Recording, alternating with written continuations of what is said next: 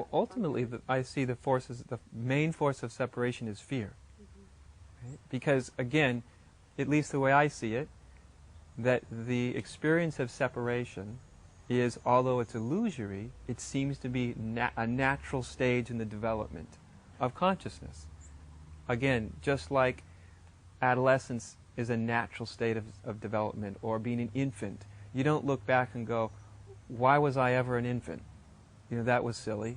I should have just skipped over that stage. So I even see this sort of ego development, and with it that comes a sense of separation. It all has to do with, you know, how our brain works and the immense power that thought has, and it all sort of starts to create this sense of self, right?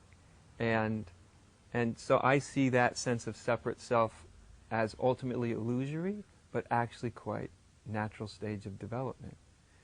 But then I think when you get to the threshold, which I think is where a lot of people are now, they've experienced that separateness, and they find that it's inherently unsatisfactory. Not only for oneself, but very unsatisfactory for the world, right? Very unhealthy for the world.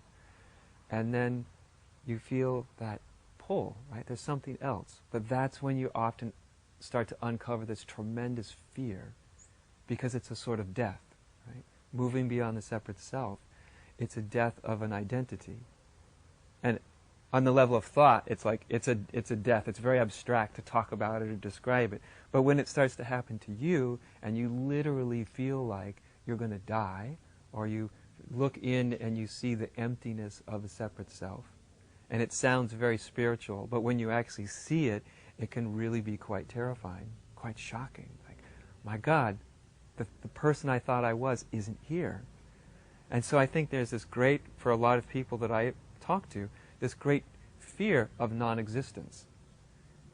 That's part of the irony, is we have to come to true existence through the doorway of non-existence, of our own separate non-existence. And that's very, very, very frightening. And so we distract ourselves.